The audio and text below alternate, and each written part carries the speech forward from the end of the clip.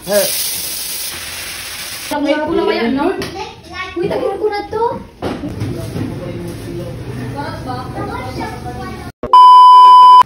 Hello mga ka-jam! So for today's video ay napaaga nga pala yung preparasyon namin. Preparasyon para sa 1-month celebration ni Bebe Edric. Inuna na nga namin gawin yung lumpia para pag kinabukasan ay lulutuin na lang ito. Una na nga namin binalatan ni Habi ay yung singkamas. Tapos pagkatapos namin balatan yung singkamas, si Habi naman yung nagbabalat ng karot. At ako na may tinudurog na yung garlic. Medyo maraming ang garlic yung nilagay ko dyan. Para kasi sa akin ay isa yung garlic sa nagpapasarap ng lumpia. Pagkatapos ko nga madurog lahat ng garlic, ay sinunod ko ng balatan yung bombay. Hinati ko nga lang sila sa dalawa. Kasi nga ipapagaling din naman namin to. Taba ba yung sabi ko? Hindi ko kasi alam yung Tagalog ng pagaling. Yung machine na parang dudurugin silang lahat ng magkasama. Ay basta ganun yun. So anyways, pagkatapos na naming balatan lahat ay hinugasan ko na. May convenience store kasi na malapit dito sa amin. At doon nga binili ni Habi yung karne. Makakatipid ka kasi pag sa kanila ka bumili. Kasi kung ipapagaling mo yung karne ay libre lang. Pero yung mga additional na gulay na ipapagaling mo, ayun lang yung babayaran mo. Ayan, at tinati-hati ko na nga siya sa maliliit. Kasi pag hindi ko yan hinati sa maliit, ay matatagalan talaga sila. Ginaganyan kasi nila pag malalaki lang yung mga cut mo. Kaya niliitan ko na lang yung mga hiwa ko para diretso na nga sa pagalingan. Ayan, at tapos na nga ako maghiwa at ipinasa ko na nga kay Habi. Sila kasi ni Chloe yung magdadala ng ganito sa convenience store.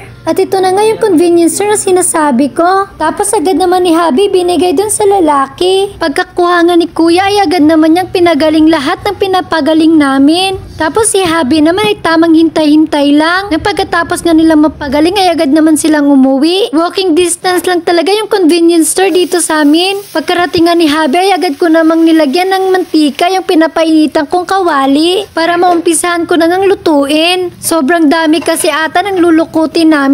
Sa sobrang dami ba namang binili ni Mama? Talagang mapapasabak tayo sa maramihang lumpia dito. Kaya nga madami yung lulukutin naming lumpia ay hindi lang yan para sa celebration ni Bebe Edric. Kasama na rin kasi dyan yung pangonsumo nila dito sa bahay. At syempre magpapabring home din naman ako. Mahilig din kasi si Zion dito sa lumpia. Hindi lang para ulamin.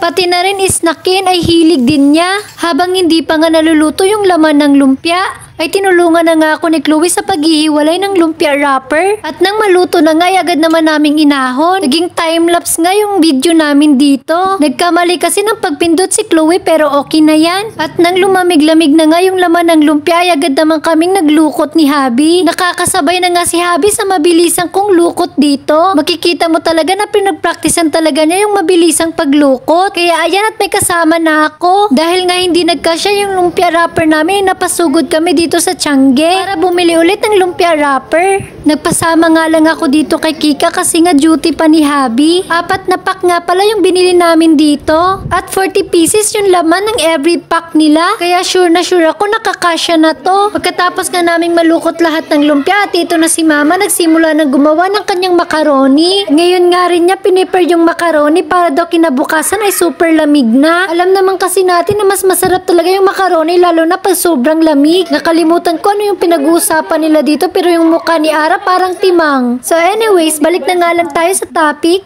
Ayan na nga at gumagawa na nga si Mama ng sauce para sa macaroni. Tapos pagkatapos niyang malagay lahat ay kanya naman hinalo-halo ito. Nang hindi pa nga siya masatisfy sa tamis ay dinagdagan na naman niya ng condense. Alam kasi ni Mama na mahilig talaga kaming lahat sa matamis. Kahit nga silang dalawa ni Papa ay mahilig pa rin sa matamis kahit may diabetic na.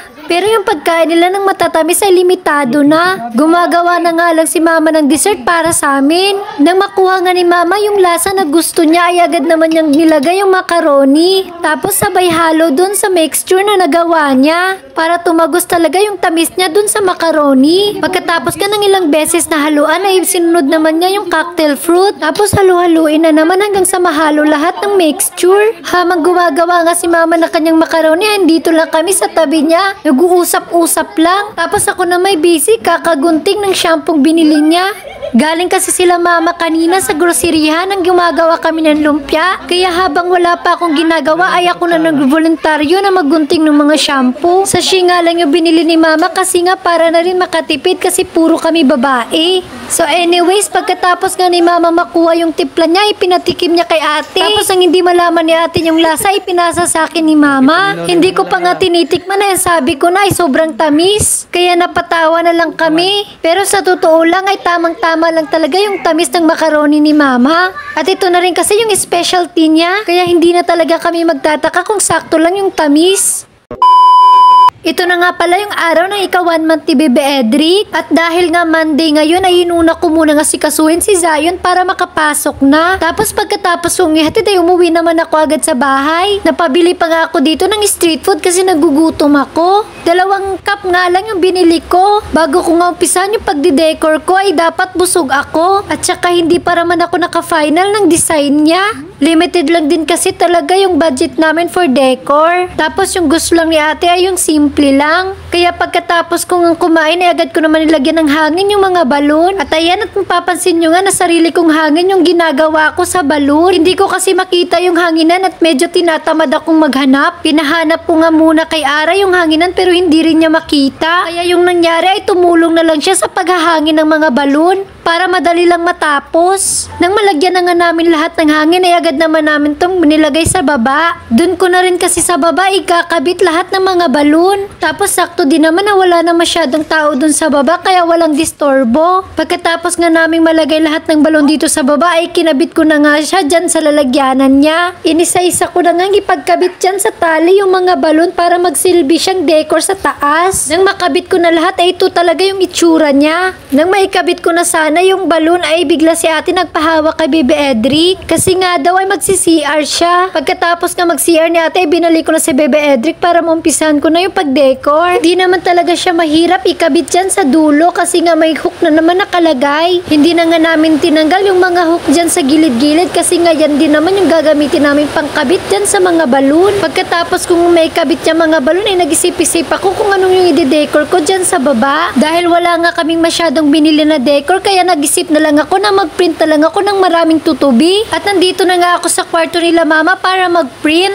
Hindi nga lang mga tutubi yung print ko, pati na rin yung mga letters ng month old ay print ko na lang din. Wala na kasi talaga ako maisip na design kasi limitado lang naman yung decor. Kaya pagkatapos ko nga ma-finalize yung mga picture na napili ko ay print ko na agad. Kasi ay guguntingin ko pa yan isa-isa. Pagkatapos ko nga ma-print lahat ay agad naman akong bumaba para maumpisahan na nga guntingin lahat ng mga tutubing napili ko. Habang nagugunting nga ako ay sakto naman yung pag-uwi nila Zion. Si Papa na nga lang yung kumuha sa kanya kasi nga busy ako.